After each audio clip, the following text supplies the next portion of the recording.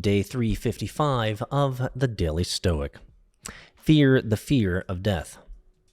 Quote, "Do you then ponder how the supreme of human evils, the surest mark of the base and cowardly, is not death, but the fear of death? I urge you to discipline yourself against such fear. Direct all your thinking, exercises, and reading this way, and you will know the only path to human freedom." Epictetus, Discourses 3.26.38-39. To steel himself before he committed suicide rather than submit to Julius Caesar's destruction of the Roman Republic, the great Stoic philosopher Cato read a bit of Plato's Phaedo. In it, Plato writes, "It is the child within us that trembles before death. Death is scary because it is such an unknown. No one can come back and tell us what it's like. We are in the dark about it." As childlike and ultimately ignorant as we are about death, there are plenty of wise men and women who can at least provide some guidance. There's a reason that the world's oldest people never seem to be afraid of death. They've had more time to think about it than we have, and they realize how pointless worrying was anyway. There are other wonderful resources. Florida Scott Maxwell's Stoic diary during her terminal illness, "The Measure of My Days," is one. Seneca's famous words to his family and friends who had broken down and begged with his executioners is another. "Where," Seneca gently chided them, "are your maxims of philosophy, or the preparation of so many years' study against evils to come?" Throughout philosophy, there are inspiring, brave words from men and women who can help us face this fear. There's another helpful consideration about death from the Stoics. If death is truly the end, then what is there exactly to fear? For everything from your fears to your pain receptors to your worries and your remaining wishes, they will perish with you. As frightening as death might seem, remember, it contains within it the end of fear.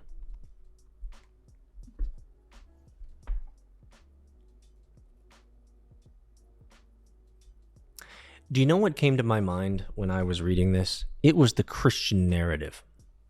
The Christian narrative came to my heart and my soul as I read this. Why?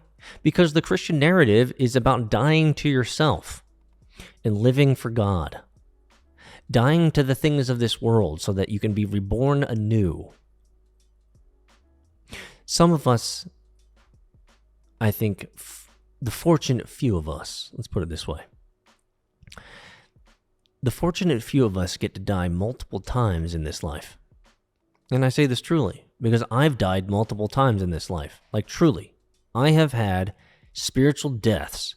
I have had multiple spiritual, psychological, emotional, mental deaths. And these deaths were not deaths that I thrust upon myself. These were deaths in which I was completely fucked. And if I can harken back to those experiences, most all of those experiences when someone just did something absolutely abhorrent to me, when I was taken advantage of, when I was rug pulled. And the emotions of those moments, the relationships that were immediately burned, the years of work, the countless amounts of money that was put behind it, the sweat, the blood, and truly tears. All that suffering just kills you. You die. And remember what I said as I was introducing this idea. The fortunate few. I consider myself blessed to have died multiple deaths in this life. Why? Because exactly what the Stoics are talking about here. I'm already dead, bro. I'm already dead.